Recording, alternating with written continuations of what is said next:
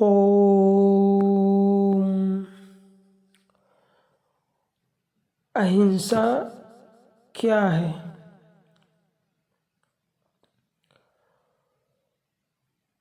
पृथ्वी पर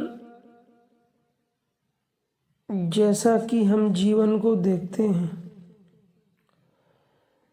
जीवन की उत्पत्ति विभिन्न प्रकार से और विभिन्न आयामों में हुई है। 84 लाख योनियों के बारे में हम पढ़ते हैं।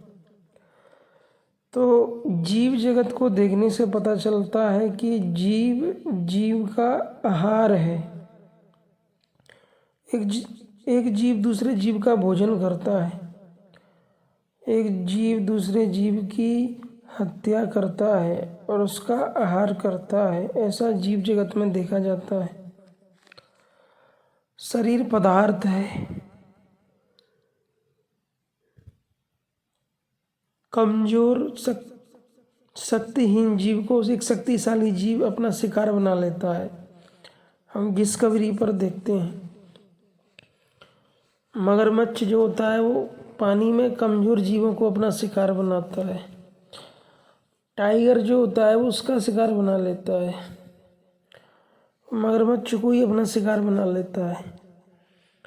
तो प्रकृति में हिंसा ही हिंसा देखने को मिलती है।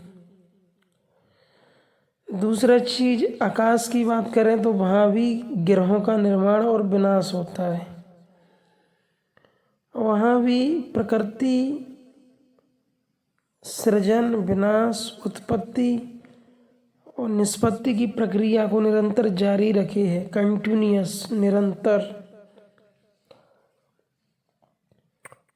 अहिंसा कई प्रकार से होती है। किसी जीव को शारीरिक रूप से कष्ट पीड़ा देना भी हिंसा के अंतर्गत है। किसी को मानसिक पीड़ा देना भी हिंसा है, या इनडायरेक्ट रूप से पीड़ा देना हिंसा है। मानव समाज में भी एक मनुष्य दूसरे मनुष्य के साथ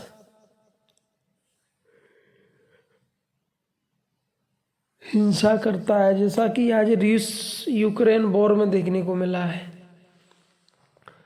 रूस यूक्रेन युद्ध में अत्यंत जघन्य और क्रूर हिंसा हुई है। तो हम अहिंसा परमो धर्मा की बात करते हैं। भगवान बुद्ध ने कहा कि किसी भी जीव को पीड़ा न देना अहिंसा है, लेकिन विशुद्ध अहिंसा है आत्म साक्षात्कार में आने वाली रुकावटों का विनाश करना, निरसन करना। जब कोई व्यक्ति आत्मा के पथ पे चलता है तो उसके मन की वृत्तियां ही बाधक हैं। आत्म साक्षात्कार या परमात्मा के ज्ञान की प्राप्ति में चित्त की वृत्तियां बाधक हैं, जैसे काम, क्रोध, लोभ, मोह, राग, द्वेष, इच्छा, वासना, अहंकार, मोह, ईर्ष्या, द्वेष, अज्ञान, जड़ता। ये आसुरी वृत्तियां हिंसा का कारण बन जाती हैं। स्थूल स्तर पर भौतिक जगत में हिंसा तभी होगी जब मानसिक रूप से कोई व्यक्ति आक्रामक, क्रूर और हिंसक होगा। इसलिए जो धर्म की प्रक्रिया है, जो ध्यान की प्रक्रिया है, जो योगाचरण है, शरीर इंद्रियों का संयम, मन को एकाग्र करना, ध्यान में लगाना, और ध्यान से समाधि का विकास होता है, और समाधि से करुणा। और जिस महापुरुष के हृदय में, संतों के अंदर करुणा का विकास हो जाता है, वो महापुरुष व्यक्तिगत अहिंसक हैं, हिंसा पर विजय पाने वाले।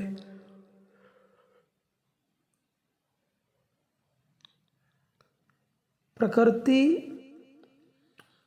अनंत है, और जहाँ तक प्रकृति है वहाँ तक पुरुष भी है, परमात्मा भी है, इसलिए प्रकृति और पुरुष अभिन्न है। तो प्रकृति में हिंसा होना स्वाभाविक है, ये प्रकृति की व्यवस्था है कि शेर को उसने ऐसी प्रकृति दी है, स्वभाव दिया है कि वो हिंसा ना करे तो उसका पेट भी ना भरे, वो हिंसा करके ही अपना आहार भोजन ग्रहण करता है। तो ये प्रकृति ने ये स्वभाव उसे दिया है विरासत में।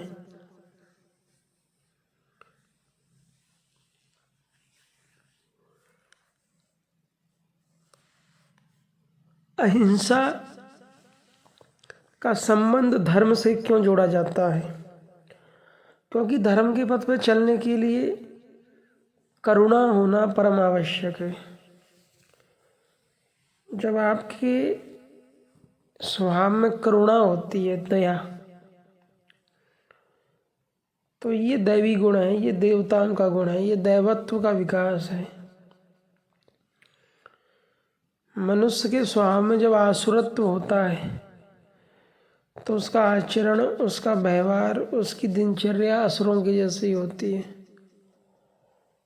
मनुष्य के स्वभाव में जब दैवत्व होता है तो उसकी दिनचर्या, उसका जीवन, उसके स्वभाव में दैवी गुणों का बाहुल्य होता है। दैवी गुणों का विकास होता है योग साधना से, अध्यात्म के पथ पर चलने से या धर्म के मार्ग पर चलने से। मनुष्य जब धर्म के मार्ग पर चलता है तो उसमें दैवत्व और दैवी गुणों का विकास होता है। यज्ञो नाम जपो यज्ञो अस्मि।